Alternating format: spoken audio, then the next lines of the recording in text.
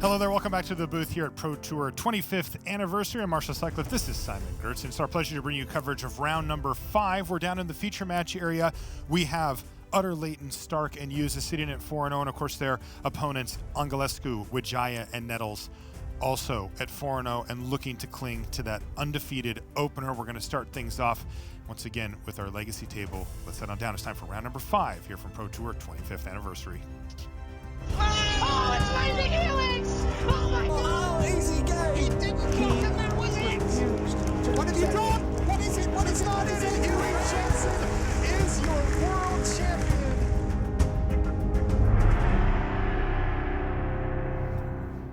Hello and welcome back to coverage here at Pro Tour 25th anniversary. I'm Marshall Sutcliffe in the booth with the Pro Tour champion himself, Simon Gertz, and we are ready for round 5 action where we've got Josh Utter-Leyton, Ben Stark, and Martin Juza sitting down in the feature match here. Take a look at Josh Utter-Leyton here. He is going to be playing Blue-Black Shadow in the legacy seat. His opponent, boy, this guy's a bit of a specialist, Jonathan Anghelescu from Berlin. Playing Sneak and Show. He's considered one of the best legacy players in the world, Simon. Yep. With this deck, over 75% win rate, infinite amount of trophies on Magic Online. Plays effectively this deck and this deck only. I expect a high-level match from these two players. I can't wait to see how this one unfolds. We've got a player that isn't known for legacy prowess with Josh Utter-Leyton, but he's known just for being great at Magic in general. And that's exactly the kind of matchup we are looking for, right? It's the Hall of Famer, great deck builder with somewhat of a tier 1, but still a roguish deck. Death Shadow plus Delver is relatively new, gets the flip off there. And then Anghelescu, countless hours, Sneak and Show. Knows how to play against all the matchups in Legacy, especially against blue decks. That's right. As you mentioned it, Daze was revealed to that Delver of Secrets, so Insectal Aberration is now online, and Josh Utter-Leyton has acquired a relatively quick clock, 3 in the air. We know that, of course, in a matchup like this, Josh is capable of powerful things, but they're considered much more fair compared to the type of stuff that Jonathan's going to be able to pull off if he's able to assemble the cards that he needs. Yes, and Utter-Leyton's clock, the speed at which he can kill, is almost predetermined by his creatures. Whereas Anghelescu, of course, he doesn't win immediately when one of his Grizzle Brands or Emrakuls come down, but effectively the game is won at that point. So that's basically the dynamic you have to look out for. Utter-Leyton has a clock in play with Delver of Secrets. Anghelescu's threat is currently the handful of blue cards that are threatening, well, to just explode at any moment. And look at you might think there's not much going on already, but there's a Brainstorm with a fetch land on the left-hand side, and there's a Wasteland-proof mana base from Anghelescu on the right-hand side. That's right. Also, both players have 2 copies of Force of Will each, so we're probably gearing up for a turn that has a lot of fireworks at some point in the near future, so we'll be keeping an eye on that. The thing that Jonathan's missing at the moment, though, is a way to cheat in one of his powerful permanents. He's got Emrakul and Omniscience in hand, but he doesn't have a way to get either of them onto the battlefield for cheap. And of course, that is the goal of the Sneak and Show deck, using Show and Tell or Sneak Attack. And Utter-Leyton must feel pretty good here. Daze is a known quantity, but 2 Force of Wills, that's a lot of backup. Flusterstorm also in hand for Jonathan to go with those other cards that I mentioned. In the meantime, though, tick-tock, in comes the Insectal Aberration to knock Jonathan down to 14. And another Brainstorm here for Utter-Leyton as he continues to work his way through his library. And as you mentioned a minute ago, Simon, Brainstorm, you know, the marquee card for the format, but beyond that, super powerful in conjunction with fetch lands, which we've already seen here in this game. Exactly, and this allows the Delver decks and all Brainstorm decks in particular to run answers to the varying threats of the format. But of course, when you're playing in Sneak and Show, you don't need those fatal pushes. So it's also just a really good card to shuffle away draw steps that were not really progressing your game plan.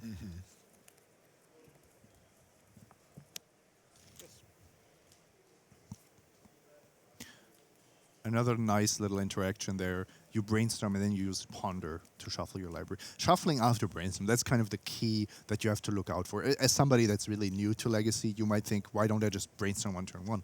Well, the reason is you're going to redraw the cards you put on top. So you're just cycling through the card. But what you really want is you want to get rid of excess lands, dead cards, and you want to delay the card as much as possible, because the later the game goes, the more you know what you're actually looking for. Josh is going to cycle his Street Wraith here and then play his third land of the game. Scalding Tarn before passing the turn back. So even though he has actually resolved a lot of spells here, you can see Brainstorm, and a Ponder. You know, he didn't actually add to his board that turn, so it's just going to be 3 more damage this turn coming Jonathan's way. But it looks like Jonathan still has failed to find some way to get one of these huge, 10 to 15 drops as he has in his hand right now. His draw step was just a Spell Pierce there. Look how Anghelescu is holding Ancient Tomb in his hand. He doesn't even expose it to Wasteland, even though Josh hasn't dropped one the whole game. And it's correct, because Josh is also waiting for that land to Wasteland before showing it. Anghelescu is going to play the land he drew this turn, a Misty Rainforest, simply because, well, that can't get wastelanded. Oh, and here it is. Thoughtseize revealed to the Delver of Secrets, and we can expect that to go on the stack here as well, and this could be a major problem for Jonathan. Yeah, that's really problematic. The good news for him is that he doesn't have, a single key card that, is going to wreck his game plan, but the bad news, of course, is that this could prevent him from surviving long enough to make that game plan a reality.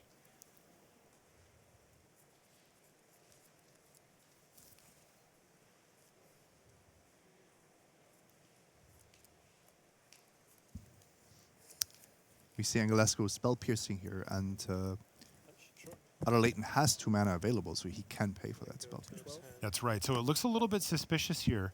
If you're sitting in Josh's seat, like, well, if I can just pay, why are you doing that? Also, Watery Grave is the land that Josh is going to get, and we're used to seeing those because, we see Modern on coverage a lot, but this is a Legacy table, and they're playing these over Underground Seas in order to try to get their life total lower for this specific build because it has Death Shadow in it. Of course, you have to have a really good reason to play Watery Grave over Underground Sea, and Death Shadow is a really good reason. Yeah, you effectively never see it unless somebody had a hard time finding Underground Seas, and then there's you're not happy about it at that point.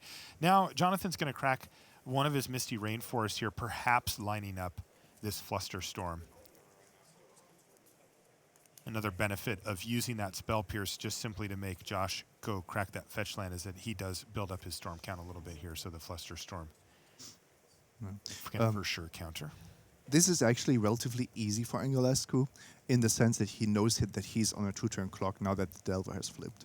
So with the board state as it is, he knows he has to go off next turn, so he can go into a counter war while Utter-Leyton is tapped out, hope to top deck something, and then his forces still have to hold.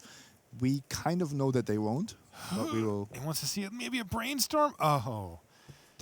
No sweat whatsoever. It was Volcanic Island. What happened to the Delvers? Oh. Did they not? Wait, why did they not attack? What did we miss there? Because that was Thoughtseize, like it was his main phase. We would have to go to the replay, but it looked like Josh Utter-Leyton missed his attack. Did he forget to attack? 6 damage missed. And Anghelescu just... Did he buy himself an extra turn here? Like, does he now have another clean draw step at finding some way to get something in a sneak and show, or excuse me, a show and tell, or even a sneak attack? This is Thoughtseize now from Utter-Leyton. Boy, he's going to really be kicking himself if Jonathan finds a way out of this mess. Jonathan's going to use a Force of Will to take care of a Thoughtseize, a second copy of it that went on the stack here for Josh. Josh attacking first this time. Got the job done there. All right. Here it is. Can he find something? Oh my God, he found Sneak Attack. There's only 5 permanents on the other side. Now, can Josh protect it? Because he does have an Emrakul in his hand still. Yeah, I think Josh does have the Force of Will backup, so he's not being punished. But that That could have been a game-losing mistake. Playing with fire, but it looks like he's not going to get burned this time. So Jonathan with the clutch top deck, but it sounds like 2 copies of Force of Will plus 4 blue cards in hand, including 2 copies of Daze, means that that Josh really had this one locked up in either scenario.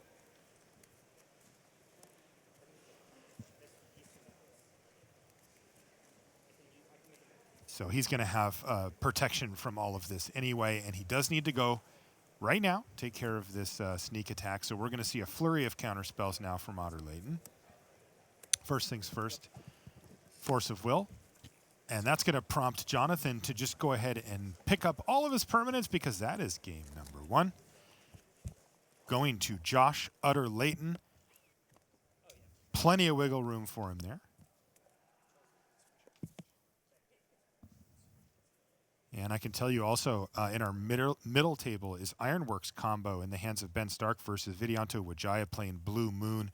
Ben Stark winning game number 1 on that one as well. So we're going to take a short break. When we come back, we'll have more live Magic here from Minneapolis. Don't you go anywhere. Show off your love of Magic the Gathering with premium statues from Prime 1 Studios. Each figure stands 28 inches tall and is carefully sculpted in high-quality resin. Pre-order yours today at SideshowCollectibles.com.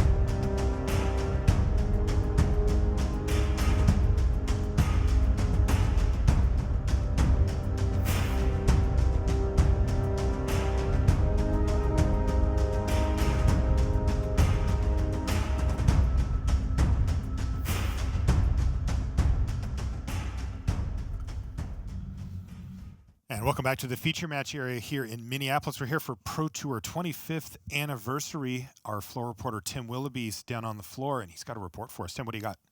Thanks there, Marshall. We're about to get a little bit of the standard match between Martin Juza and Logan. But in the meantime, I just wanted to let you know, and our middle table, that being the modern one, Wijaya in the early game looked and first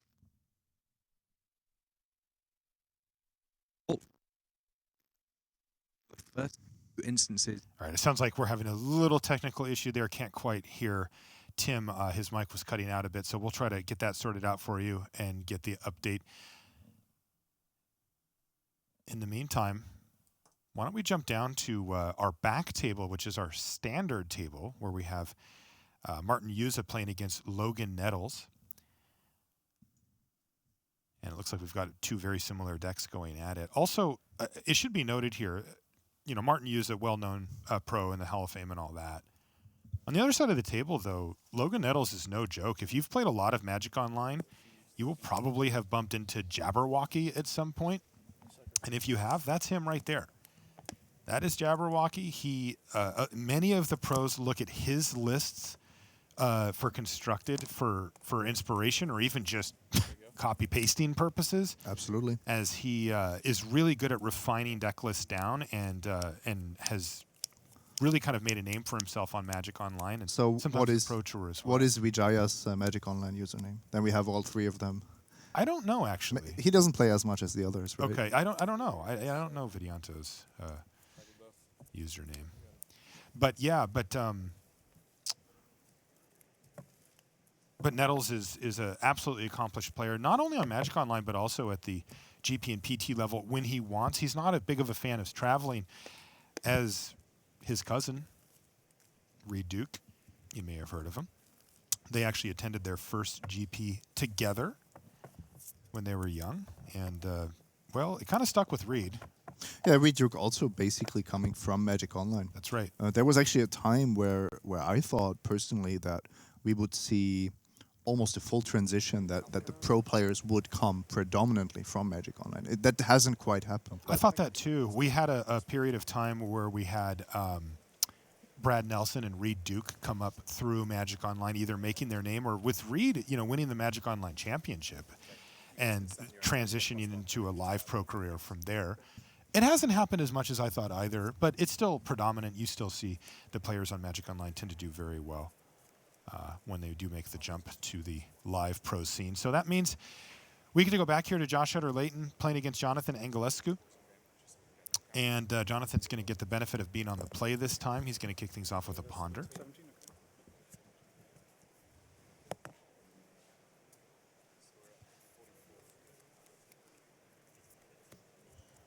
Interesting deck choices. You see Anghelescu and Nettles on tier 1 decks in Legacy and Standard.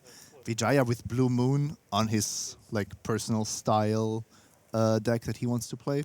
And on the other side, Stark and Juza are playing tier 1 decks of the format. And Utter-Leyton is going a little bit away from the norm. Even though it's still one of the top 10 decks in Legacy, right? By the way, this is a sick little play here from Josh. You see that. Cracks a fetch, plays an untapped Watery Grave, returns it to his hand with Daze, plays it untapped again. Remember, getting his life total low is a benefit in a deck like this, and he's already down to 15 now. Wow, that's a 2-for-1 if I ever saw one. Indeed. Usually you want to go in the other direction, but this is actually helping Josh along. In the meantime, preordained now for Anghelescu as he continues to dig, looking for combo pieces. Let's take a look at what he's working with here. Well, he's got Emrakul and Sneak Attack and then a whole bunch of cantrips, which is kind of the basis of the deck. Yeah, and nothing to complain about. You already have a Sneak Attack and an Emrakul, so now you can transform those cantrips into cards like Force of Will to protect your combo. And Utter-Leyton, on the other hand, is keeping a super reactive hand, triple Force of Will, but no threats. And we see Wasteland to take out Boseiju, who shelters all, so that's not going to be a factor in this game. Also, just knocking Anghelescu down a land is important. One of the downsides to playing a deck like this is you need quite a bit of mana to get a Sneak Attack online and activate it. They do have ways to do so with cards like Lotus Petal and City of Traders, or lands that make double mana, but it can still be quite a march to get up to that point when you're facing down players who play cards like Wasteland, Stifle, that kind of thing. Of course, Boseiju actually wouldn't have helped because there is no show and tell in Anghelescu's hand, but That's right. Utter-Leyton doesn't know that. Yeah, and he doesn't want to leave the shields down for that critical turn. Super powerful brainstorm there, finding Force of Will and Spell Pierce, exactly the kind of cards he's looking for. Spell Pierce is particularly nice if you play Sneak Attack, planning to have a mana open to activate it. You can also use that to Spell Pierce. And you will see Anghelescu put a premium on his mana development now. Once again, just playing around Wasteland like it's his job. Seriously. We've mentioned the mental energy.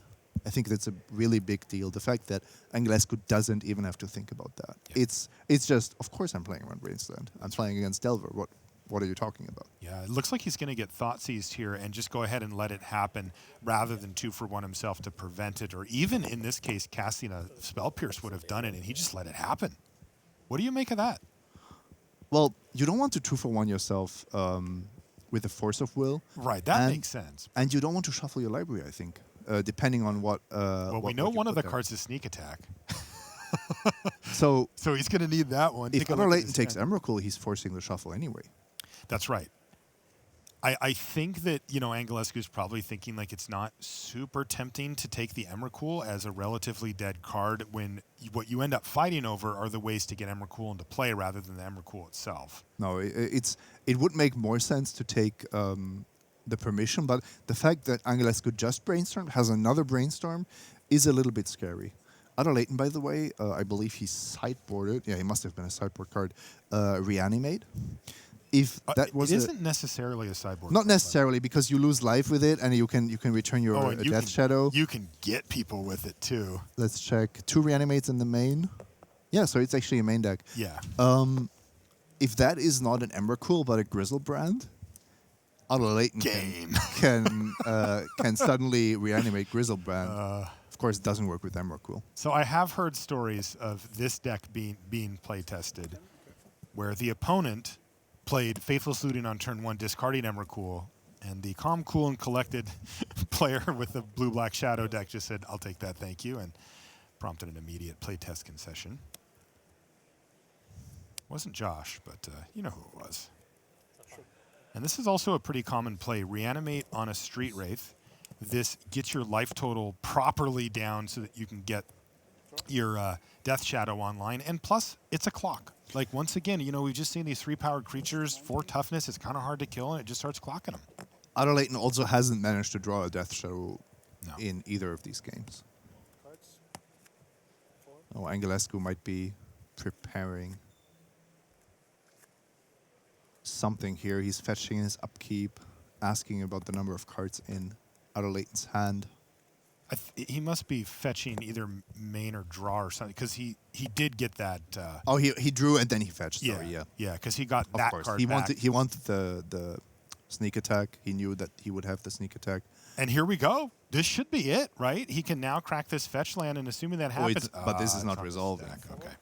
So now we can see a little fight here. And remember, Josh was prepared for this by taking away the Spell Pierce, but Anghelescu, with that Force of Will, is going to force back and really put Josh in a position where he does not have a choice other than to use his other Force Will and completely empty his hand. But he wins the counter war, and that's all that matters. And that's why you actually see Thoughtseize take Spell Pierce, because it only costs a single card. If you take the Force of Will, then you are actually not allowing your opponent to 2 for 1 themselves. Ooh, here's a Ponder, a nice top deck from Josh Utter-Leyton as well to try to find himself some more action. He's going to start clocking for 3 a turn. He doesn't like what he sees. He's going to put those back and shuffle away. But Jonathan Anghelescu is down to basically nothing left in hand. He's just got that Emrakul. Utter-Leyton needs Counter Magic or Death Shadow. Death Shadow is a 10-10 on this board. This card would be amazing. But I think the best thing that Utter-Leyton can find is a quick clock. Whereas Anghelescu, if he draws a sneak attack or a show and tell, I think this game is over. Emrakul is the only card left for Jonathan Anghelescu, facing down the Hall of Famer. He's down a game to Josh Utter-Leyton with his suite of cheap interactive spells as well as quick clocks. It's a pretty tough matchup for Anghelescu, as he's really got to try to get his feet under him, and he ended up losing that counter war. Josh is going to take him off of a bunch of mana here, too, by taking out that Tomb. That's huge, because it means that a top deck of Sneak Attack is not live anymore. Now only Show and Tell would do the job. Now let's see what Jonathan has found. Well, we're all going to see it, because it's a Thoughtseize. Oh, it's another one of his payoff cards, Grizzlebrand. And this does happen with his deck as well. Interesting. He's got to decide what he wants to take here. He's down to 1 life, but he could shuffle all of that stuff back in. Those are all non-payoff cards, so he may want to do that. No, he's going to take the Grizzlebrand. Interesting choice. A bit unclear what's actually better. Depends on the contents of the graveyard. I think I see a show and tell in hand now Yes. off of that brainstorm. And a Flusterstorm. Maybe a land as well, but you have to put 2 cards back. So So next turn. next turn is the earliest. Ooh, this could get very interesting. Anghelescu takes 3, goes down to 7. Josh needs to draw some type of disruption. Or we could see Emrakul on the battlefield. Straight So away. what is Anghelescu thinking about? Is he going to put... Is he going to put 2 show and tells back so that Utter-Leyton doesn't know about it? But then he loses the Emrakul to a discard spell. If he keeps 2 show and tells and put the Emrakul on top, then I don't think he can lose. Then Thoughtseize can't get him. Anghelescu's down to 7. I did not see what he put back on top of his library, but still Josh needs to have some way to disrupt right now. Looks like he may have kept 1 of each. He kept 1 of each, so... He must have, because he's shuffling. So this means he is trying to find Force of Will? I mean, I think he's just going to go for it here, right? Of course he's going to go for it, but I'm confused why he wouldn't want to draw a second show and tell. He has 1 more turn. No, he doesn't have another turn if he has a swamp in play. No, I think he would have... No, I don't quite get that. Because if you put Utter-Leyton on counter magic, like Daze... Yeah.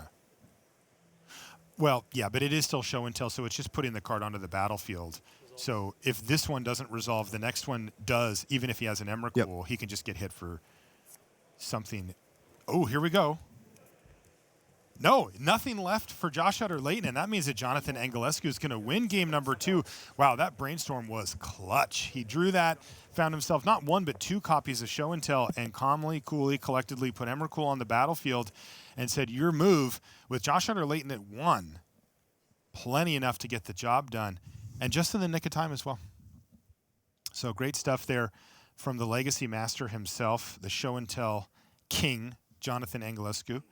Didn't look good for him there in this stretch, but boy, he hit that brainstorm and bang, he was right back in it, and he picks up that game. Yeah, he had a lot more time because there was no turn 1 Delver, no Death Shadow to pressure him this game.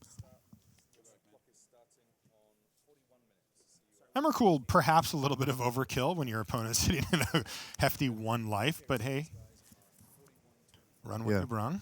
Why didn't he just gut shot Josh Utter-Leyton? Yeah, seriously.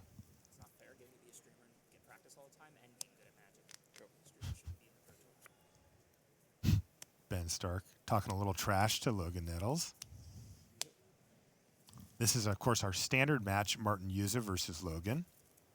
Both players on similar builds, red-black aggro decks.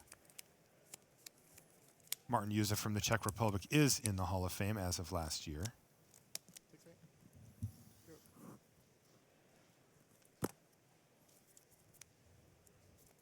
Logan's going to play Scrap Heap, Scrounger, and pass. In the meantime, Juza is going to crunch in there with an on-crop Crasher. Doesn't need to exert here. So that's going to come back in again if it survives. Relatively even race at this point. I think the Magma Spray on the first Scrounger is already a pretty big deal. Just so that the value engine is on your side of the battle. You're even ahead on the mana exchange there too, so it worked really well for Nettles. Magma Spray is one of these unassuming cards and then still always constructed playable because it just matters so much. Yeah, the exile just ends up mattering so often. Wijaya took a quick nap there, power nap. He hasn't been allowed to play his match. No, he lost that game 1 to the Clark Clan Ironworks deck of Ben Stark, and he's been on coaching duty ever since. You can hear Ben Stark say, whatever you think is best. Oh, okay. So he's not actively coaching. Just He is. I think that he's giving advice, but with the caveat that it's really up to you. You know, don't, like, I want you to make the decision here. And that shouldn't even be necessary to mention. I think that should just be the general rule. Well, if you know Ben Stark, he's all about saying things that's not necessary to mention, so right in line with his brand. Rekindling Phoenix now for Martin Juza, hoping to hold down the fort, and it looks like it might as we see Canyon Slough get cycled. Does Nettles actually have an answer? Because Juza's kind of in hold his breath mode. I mean, if that thing goes away, especially if he has like a real answer for it, like a, you know, basically 2 answers, then it's a lot of damage coming in. If your opponent taps mana on turn 4 and the first thing is cycle this dual land, you are really happy. And he's got to pass a turn back. So Martin Juza and Ben Stark can breathe a sigh of relief. And look at this. Juza's going to turn the corner here quite quickly, attacking him down to 13. What's his follow-up play? Goodness sakes. Has another one to follow it up. He has the Chandra's defeat. I think that's one of the key cards. Yeah. I just counted this as a 3 for some. Okay, so it's 12. Okay, yeah. 17, 12. Go. Ben reminding Martin. His life total should be 12, and they got that all sorted out. Back to Logan. This is a big turn. You know, you watch enough Standard, and you start to notice these patterns where when one person skips a turn, for lack of a better term, it can really fall apart on you quickly, and that's basically what Logan did last turn. In a mirror match that is as board and tempo-centric as that one, missing a beat is really problematic. And now you're playing into the 5-for-1. Oh my goodness, Glorybringer for Nettles. But Chandra's defeat for just one single mana is going to put that thing in the graveyard.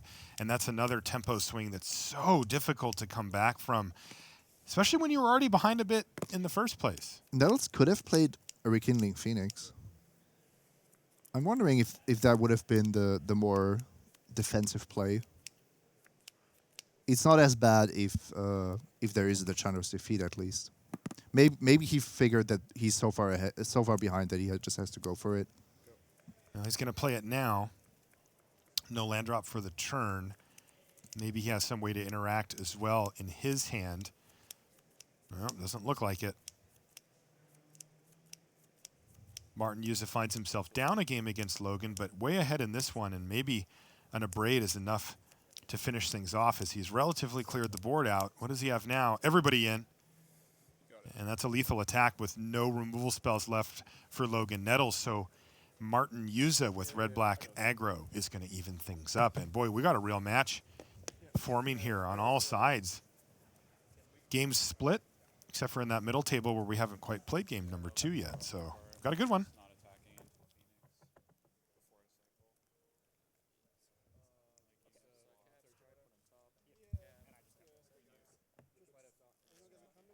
You can see we've been holding our players down in the feature match area for you just to make sure that you get to see as much of each round as possible. And here we go. This is our middle table, which is modern. That's Ben Stark on the left-hand side of your screen. He's got a Terrarian to kick things off. He's playing KCI, Quark Clan Ironworks combo. Not his normal deal. No, I was super surprised when I saw that. I'm not surprised to see Stark play modern, although I would have put him on standard if I had to guess. Okay. I'm really surprised to see him play Ironworks combo. I don't think that's the deck he would choose if this was an individual tournament. He's very different from Matt Nass. He is. In many ways. Yeah, I was surprised too. We actually had a basketball game a couple of nights ago, and he mentioned that this is what he was playing. And so did you crush him? We won 2 games. His team won 1. Okay, so you did. Is that crushing? I guess. And I was like, really? He's like, yeah. He's like, he goes, I think a lot of people will probably think I'm on some blue Jeskai deck or something like that, because traditionally in Modern, that's a chunk of the decks that he's played. He also used to play Scapeshift. But, you know, my guess, he didn't say this, but my guess is he just feels like this deck is just that much better. And if he's able to put in the time to figure out how it works and to get proficient with it, that, you know, his win percentage is going to be that much higher. And Ben's a gamer. He's he's not playing these cards because they're his pet cards. He's playing them because he thinks he's going to get the best return. Yeah. And it's still early enough in the format, in this metagame cycle where KCI is becoming popular, that not everyone has this deck on their radar, is making their deck choices and sideboard choices according to the to KCI being a premier threat in the format. I'm curious to see if KCI is going to branch out further than the Matt Nass inner circle, right? Is it just him? I think it already has. Yeah. I think players are already contemplating this for the next Modern GP, for the next Team GPs. I am certainly. one of those. I actually think that as well. We've seen that, by the way, with a few very difficult to play or tricky modern decks, that sometimes it takes a little while, but when enough people win enough with them, the pros finally go, okay, fine, what do we have here? And then you go, uh-oh. Exactly. Stanislav Sivka Yes, with the eggs, Lantern, Control, Great Amulet, example. Amulet of Bloom. I think that's the best example of this. Yeah, because Amulet of Amulet. Bloom existed for years. Years. Before it became a tier 1 deck, and right. it was always powerful, almost to an extent that it should have been banned like years It was before. always there. Yeah. I remember seeing Justin Cohen play it to a second place finish at the Pro Tour. And that, to me, really put it on the map. And then it was, within 6 months of that it really started to, you'd see it played often. The last Pro Tour I played, I lost to Stanislav Sivka, who, unsurprisingly, maybe picked up Amulet Bloom as well. I've never played decks that have good matchups against Amulet Bloom. Bloodbraid was just not very quite good against enough, it. yeah.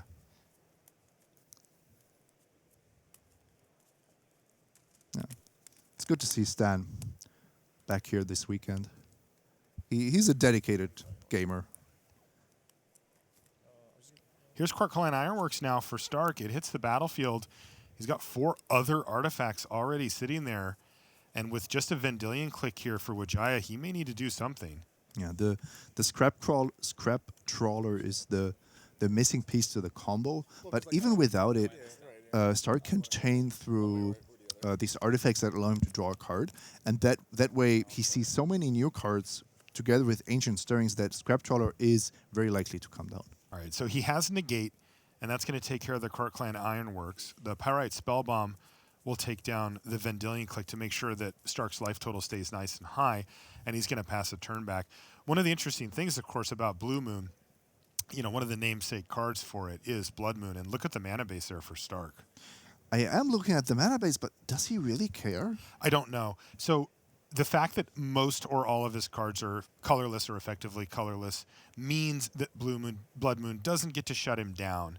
And So Terrarion and Chromatic Sphere can even generate the green mana for Naturalized or Ancient Stirrings. That's right. I don't think that Wijaya can rely on Blood Moon, at least. I don't think so either. And it's really interesting because Stark doesn't play basics. So he's got the ability to just sort of cleanly sidestep. So it does do something, right? The Buried Ruin won't do anything. Same with the Inventor's Fair. Yeah, It's of course. It's not irrelevant. No. It's just not like some other decks that really need their non-basic lands. That's right. My favorite one is Humans. Just to play a Blood Moon against Humans. Oh, it feels so good. Especially if they don't have Vial. That's they right. didn't start with Vial, which is already a good news. Here's Ancient Stirrings. Yeah, and this is The actually engine. why this deck is so unfair. Yeah. You can just top deck your way out of situations that look hopeless because the threat density is so high despite you playing effectively a 2-card combo deck. I think I believe I called Ancient Stirrings one of the most powerful cards in Modern. In your article, you did. And I stand by that. Yeah. It's showing up in too many tier 1 decks to not be in contention. Really stood out to me in that article you wrote. Simon wrote a great 2-piece preview article for this Pro Tour. If you want to get up to speed on the formats that we're watching, I highly recommend it. But you were saying in there that there was a time when you'd put Thoughtseize as the best 1-mana spell or sorcery, in Modern, and now it's not even on your list. No, I mean it's clearly playable. Good it's a card. great constructed card, but But like actually this card right here is better. I highlighted Ancient Stirrings Yeah. and Faithless Looting actually. Mm-hmm. Yeah, it was a good read. There's a Remand. Not doing a whole lot here. As Ben still just kind of working his way through. He still doesn't have that other combo piece. Ben is not under pressure. There's no creature beating him down. He's playing against some kind of control lock deck with a lot of soft permission. And if I'm in the KCI seat, I don't care about this exchange of let me cast a spell, you remand it, and I recast it. Because that ultimately doesn't bother me.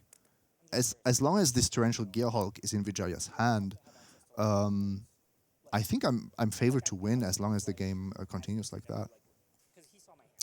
What's Ben saying?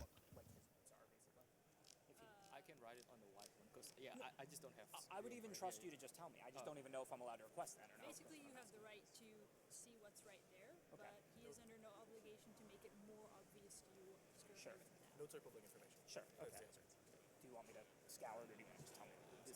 It's island and trawl. Okay. Cool.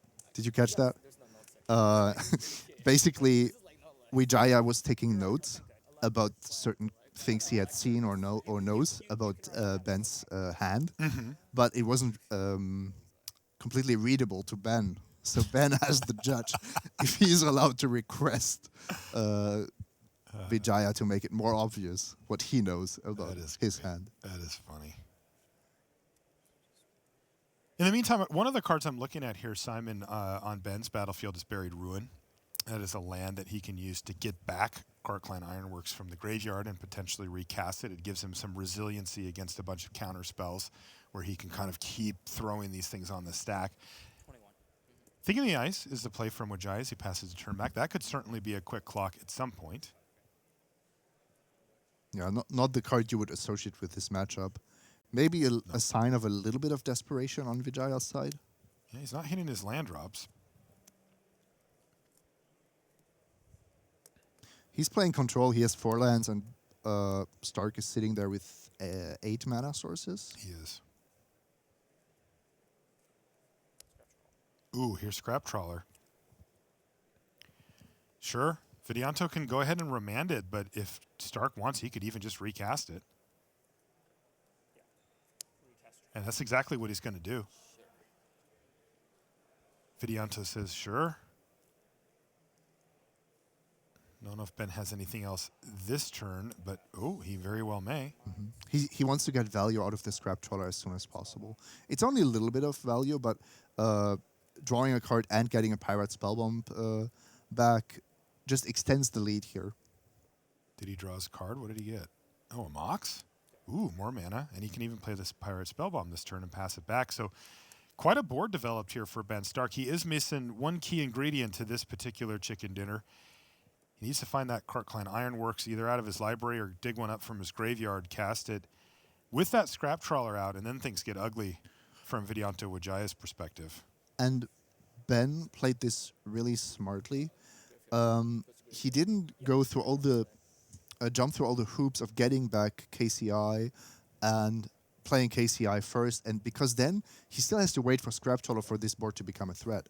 Leading with Scrap Trawler means he immediately forced Wijaya to have something, who had a really nice combination of removal plus Relic here. Yeah, and Relic is actually a pretty big deal because not only does the Scrap Trawler trigger not get back the Mind Stone, so there's some value loss for Stark, but also that KCI that was in the yard is no longer buried, ruined, ready, and it's gone. So it's kind of a start over here for Stark, who really does need to try to dig his way through the library to find himself a Clan Ironworks, as 2 key combo pieces are now exiled. How about we search one up with Inventor's Fair? That'll work. And then I wouldn't be surprised to see Stark do a very similar play where he once again goes for a little bit of value, force Wijaya to have something, and if Wijaya doesn't respond to that, he kind of knows the coast is clear to just go for it. Yep.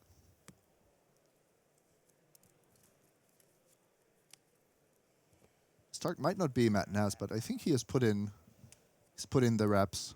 He has. With this deck. Absolutely, he has. Doesn't look like he's figuring things out on the fly. Which is what I was a little bit concerned of. When you suddenly hear KCI is the best deck in Modern, just show up with it and believe that you can do well. Well, I'll tell you what, that is not the Ben Stark way. He will have put in many hours of repetitions on Magic Online with this deck. And he's looking for those to pay off here at Pro Tour 25th Anniversary, where we have an $850,000 prize pool. A lot on the line. And plus, Pro Tour team event doesn't happen very often. Now you see why this deck is so resilient. Even without a Scrap Trawler, the combination of cards works so nicely together that he's just chaining through 5-6 cards in a turn. He's got a Mirror Retriever now.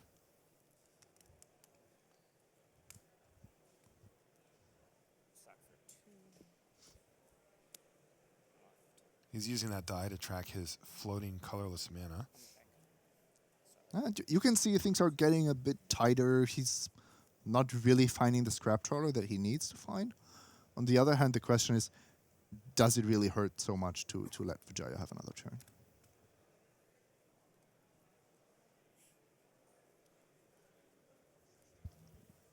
Ben's in the tank now. Ben has a chance to win this turn still. If he finds a scrap trawler, the game is over. I believe I'm just gonna call it. Even without doing the math, there's usually some way to go infinite, as we say. No, he has not been able to find that scrap trawler. He has gone through a significant number of cards in his library, and he's not stopping there either. Finds a forest. I think he has decided that he's just going to go for it. The artifacts in play are expendable.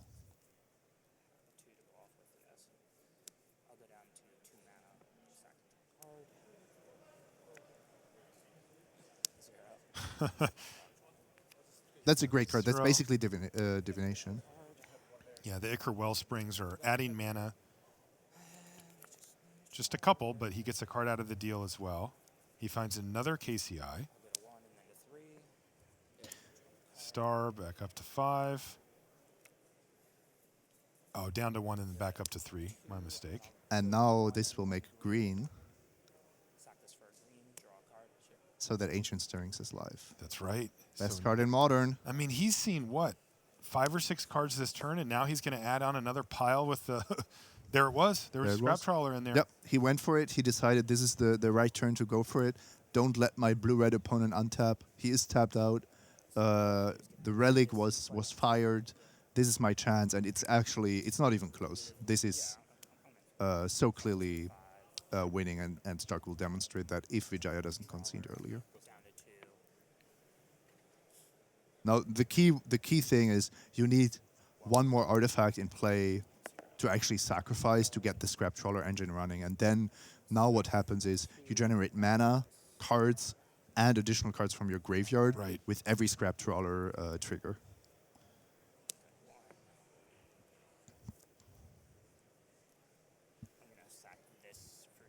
It's better than eggs. It's a better deck than eggs? No, but it's better to watch. Ah, definitely. Also, Ben's doing a good job of commentating for us as well. You can see how clear he's being. This is a great way to do it when you're going to combo off. He's saying every action he's taking verbally. It's a property. It's a trait that I really respect. We don't have... Well, we have a handful of players that really go out of their way to communicate clearly. The Riezels, the Dukes, the Starks of this world. Something I value very highly.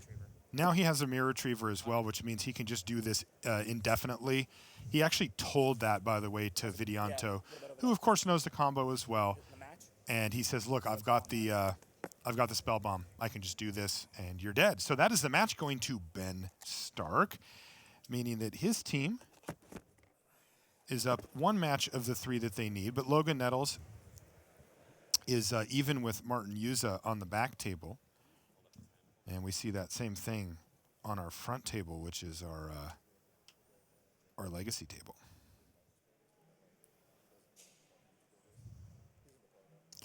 So Team Channel Fireball clearly favored here, but it's only 2 games.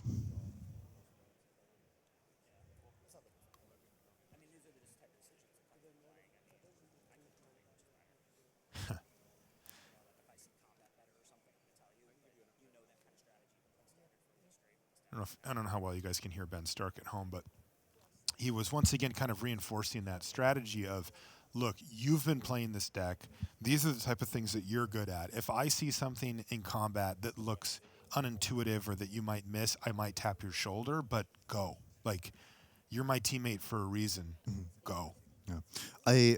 I talked to Juza in particular, and something that he values in his teammates is this reliability. Yeah, it's just so much trust. So much more fun and just better to play, I think.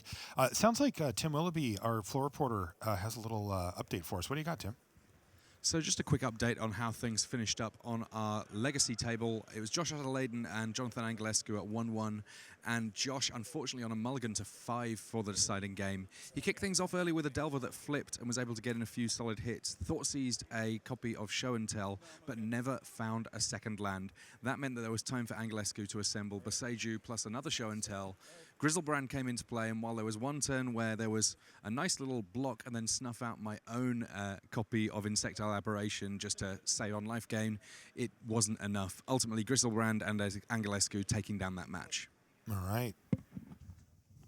The king of show and tell, Jonathan Anghelescu.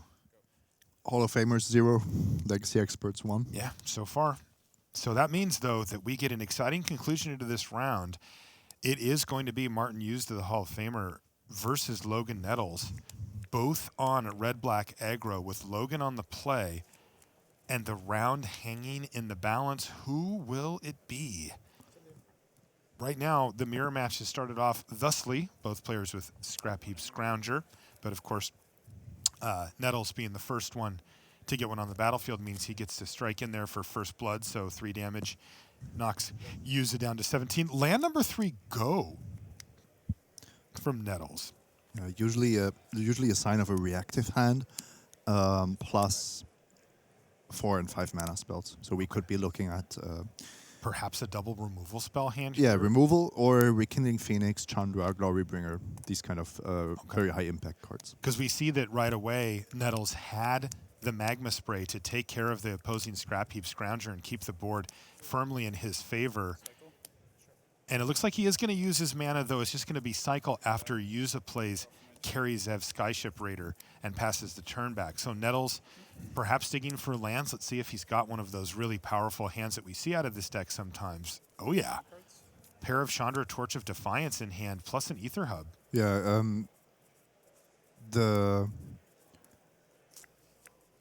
This is a really interesting spot because 2 Chandras, well, I think you would much prefer a Chandra and a Glorybringer. Then it would also be easier to play. Now you have to kind of decide how aggressively are you exposing Chandra to a removal. Can you even bait maybe certain cards from Juza? Heart of Kirin, of course, also a super powerful card, but would be much less mana efficient. Still, it's so tempting to just play Chandra minus, making an empty board and pass the turn back and say, Martin, I've just returned your serve. Yep. It's up to you, because I'm sitting here with an active Planeswalker and a threat, and you're going to have to put some resources into getting rid of this Planeswalker and this, of course, is the downside. But this is the card you knew Yes. that would punish you, but is it really a punish when you can follow it up with another Chandra, do the same thing again, and then ask Juza effectively, do you have a second Chain Whirler? That's right. Let's find out. No. I think Glorybringer can do an impression. Yeah, I didn't have the second Chain Whirler. Don't need it. Might be a waste of 4 points of damage, but I think dealing with your opponent's Planeswalker is worth it. Looks more like Nettles against 3 Hall of Famers than one-on-one. Yeah, it's got to be intimidating to be in Logan's seat. Now, he's got hours and hours of accomplishments logged on Magic Online, and as you can see, has played in 5 Pro Tours himself, so he's not, he's not a new player to the scene, but still, it's got to be intimidating to stare down those 3, Stark, Utter-Leyton, Juza. I mean, goodness sakes. So he decides to be ultra mana efficient here and build out his board further before deploying Chandra number 2. He plays Heart of Kirin and Pioneer. Yeah, I like that play a lot. The removal ability on Chandra becomes so much better when you have a board that's actually threatening, because attacking for 3 and exposing your Chandra is a very different story than attacking for 7 or 8 after clearing the worry. You also don't get punished so heavily by something like a Glorybringer, because now you have a board. Heart of Kirin has this amazing ability of not being able to just be shut down by most removal spells.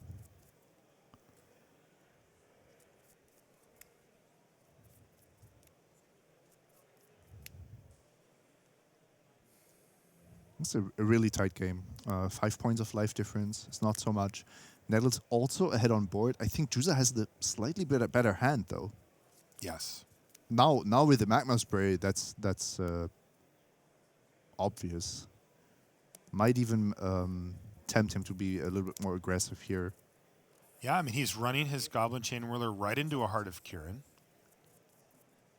Nettles has to feel like it's unlikely for his heart to survive, so if he is going to go ahead and crew and block, he understands that he's trading it for something. I mean, take a step back. Juza has one creature on the battlefield and is 5 points behind in the race. And he's just sending it in. And to Nettles a is bigger sitting there with 4 creatures, one of which dominates the chamber.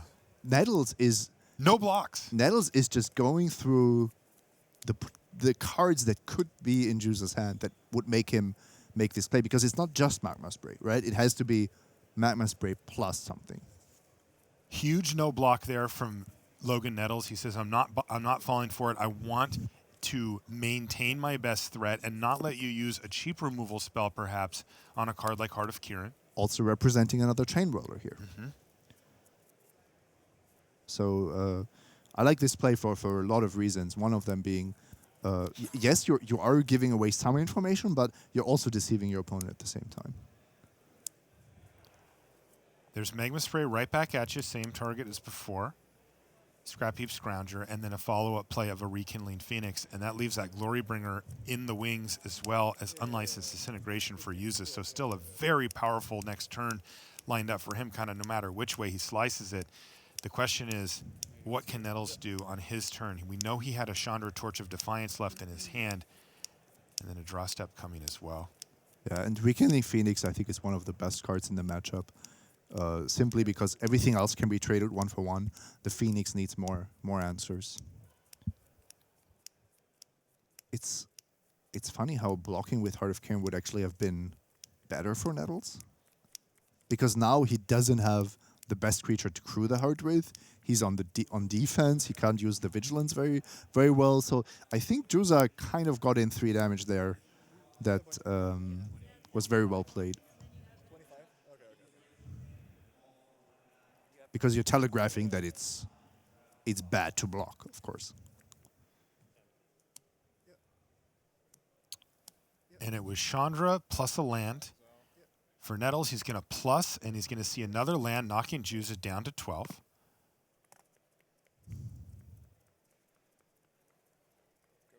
Yeah, and he's just going to pass the turn back, but he does have Heart of Kirin available. And the crew cost, the alternative crew cost of Heart of Kirin, flavorfully working out here. Chandra wants to take a spin around the block in the old Heart of Kirin there. We shall see. Take a look at Logan Nettles. He's from California. Unlike his cousin Reed, who comes from New York area, the state of New York. Sugarloaf. Yeah. Juza, he's drawn 5 lands, enough to play Rekindling Phoenix, have Magma Spray up. Now enough to play Scrap Heap Scrounger, which will charge up Unlicensed Disintegration. This is going in Team Channel Fireball's favor for sure. Absolutely. We still have a pretty built-out board, but Logan Nettles is completely out of gas at this point. And the important lesson here is to not play it scared, because we are behind on board and life total. You have to play what your hand is telling you to do, and that's to just swing the race in your favor, not draw this game against the Planeswalker draw. So Juza is kind of tempting Logan to use that activated ability on the Heart of Kirin to get the crew by using a loyalty, and then will potentially spring his trap with Unlicensed Disintegration, leaving Chandra vulnerable to that attack in the air with only a Thopter left to block. Tempting Nettles the 2nd time in a row, and playing an artifact before combat, I think, was telegraphing that disintegration very, very clearly. Absolutely, and Logan is for sure going to be aware of this as a possibility, and probably unhappy that it's happening, but here we are. So he's going to respond by sacrificing it to Pia Nalar, which will save him three life points. So a smart play there from Nettles. He knows all the little ins and outs of a deck like this. He's going to chump block, and Chandra's going to take 3 damage from the Chain Whirler. She's down to 1. So Logan Nettles is hanging on by a scrap here, but this is falling apart very quickly. Chandra has to deliver land here. Yeah, and she didn't. She brought a mountain to play. Now, Nettles did find his own copy of Unlicensed Disintegration, which he can use to stem the bleeding a little bit, but as the board sits, he's still scheduled to take too big of a hit to keep Chandra alive. Have you heard of quadrant theory? I have indeed. In this kind of spot, the removal is what you want when you're ahead, when you are pushing your advantage. And Nettles is looking at an Unlicensed Disintegration, which is stemming the bleeding a little bit, but it's not getting him back into the game. Not looking good for Logan Nettles and company. It feels like Josh Utter-Leyton, Ben Stark, and Martin Juza may be advancing to 5-0 to kick things off. With a Glory Bringer on the battlefield now for Juza, look at how these last 2 turns have developed. I mean, Nettles is left with 1 card in hand, Chandra on 2, and a tapped 2/2. He's facing down 4 power in the air, 4 power in the air, and 2 3-powered attackers, plus a built-in removal spell. And he's forced to use Unlicensed Disintegration to kill the Glory Bringer, but now the way is clear. And now Juza you has, see some teamwork here. Yeah, too. and Juza has perfect information now. Of course, this is where the team is strongest. It's not about, what are you planning to do? What's your read on the cards in hand? It's really just pure math, efficiency. Let's kill the Chandra. Let's deal 4 to Nettles. Let's leave the Chain Whirler back so that we don't die to some top deck. This is what the players are discussing now. I think it's mostly the question whether to attack with the Chain Whirler or not. Interestingly as well, Simon, one thing you'll hear from top-level players like these guys, what they're actually thinking about now, and it sounds unintuitive, but they're thinking about how could Martin lose? Which is weird because he's so far ahead. But, Ben was saying, let's just make sure we don't die to, back-to-back Glory Bringers off the top or something. Fully knowing how unlikely that is, but they know that they are so far ahead that at this point in the game, what they need to do is narrow down the ways that they could possibly lose and maximize their chance to win the game thusly. So and that might also be attacking with everything, right? Yes. Because that might even give you the best chances of beating a Glory Bringer. That's right. It's saying, let's take away as many draw steps as we can from you as quickly as possible and head off that avenue of victory. And feels like they got there. Yeah, we do have to say Nettles is sitting there with 6 lands in play. His Chandra revealed 2 more, exiled 2 more. Yes. So drawing a few more lands in such a 50-50 coin flippy mirror match is of course a punishment. And that's just how it goes, right? These games can be very close. We had 2 decent draws, and that's going to do it. Martin Juza attacks for lethal, and all Logan Nettles can do is extend the hand as our trio from Channel Fireball here are smiling. And of course, never stop talking about Magic. They're still talking about what if he had this, what if he had that. But you know what? They win the round, and they are 5-0 to kick things off. Anghelescu, Wijaya, and Nettles are going to be 4-1. But still, a solid start for that team as well. And they did run into, one of the top 10 teams in the room pretty easily there with triple Hall of Famers on that version of Channel Fireball there. They're able to get the job done. And that was impressive stuff, I think, from both sides, right? We got to see Jonathan Anghelescu do his thing. And that's always fun to watch because he really is just a stone master of that sneak and show deck. But when it turns out, when you have lined up across from you, Hall of Famer, Hall of Famer, Hall of Famer, it's just tough. You're going to have to really kind of run good on one of these matches. And we saw Logan Nettles just a little bit short. He was so close, but not quite there. All right, well, we're going to be taking a short break here. We're going to come back. We've got 2 more rounds here in the day. We'll see you in just a little bit. Always know the right play to make? Show off your skills at a local preliminary Pro Tour qualifier. With over 2,000 game stores worldwide running PPTQs, find an event near you at magic.wizards.com/PPTQ.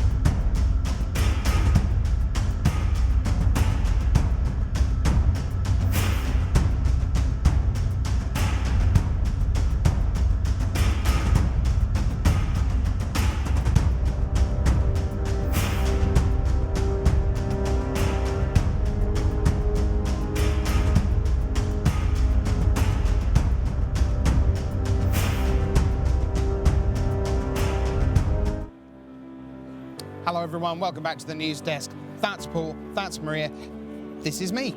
And we're here to tell you all about the shape of Standard in just a little bit. But first, some scores on the doors. And Maria, you've got news from right near the top of the team series standings. What's going on with Team Utter-Leyton? All right, we've got the team of Bertu, Salvato, and Pozzo at 4-1. So there's an excellent run for them so far, as well as Carvalho, Saporito, and Ramao, also currently at 4-1. Great stuff. A couple of Hall of Famers to tell you about. Makihito Mihara, 2006 world champion. He's paired up with Tsuyoshi Fujita. They are up to 4-1 with their teammate Yuki Matsumoto. Another Hall of Famers, V. Moshowitz, is 4-1. We don't often see him at the Pro Tour these days, paired with Godenis Vidigiris and Stanislav Sivka, who we'll see, of course, in the Silver Showcase. They're at 4-1. But down on the floor is Brian David Marshall. Now, he is with someone who is undefeated. Who is it, BDM? Thanks, Rich. I'm here with Hunter Cochran. He's 5-0 alongside Jacob Nagro in the B seat and Jonathan Sukenik playing the A seat. And tell me a little bit about your expectations coming into this tournament and how you decided what role everyone would have. Sure. So we all teamed together for the team series, Jonathan, Jacob, and I.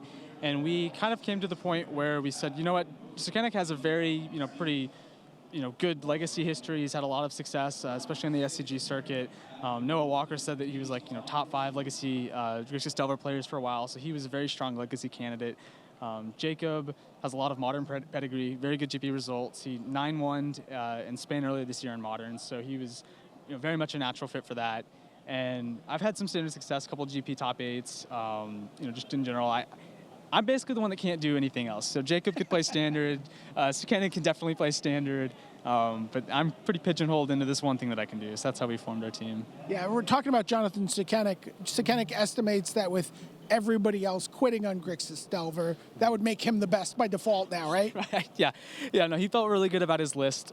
Basically, he's still playing a Grixis Delver variant, but leaning more into Bitter Blossoms and True Name Nemesises now.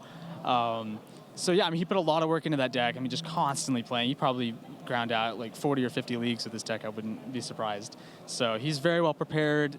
Jacob is on this Vengevine deck that I think the Stitcher supplier that just got printed really is a game changer. He thinks it's now a tier 1 deck. I watched him play it a ton, and sometimes it looks horribly unplayable, but if you just, if you watch the matches overall and you count up how much you win, it's a very good deck and very powerful. So I think we're going to be seeing a lot of that in Modern going forward.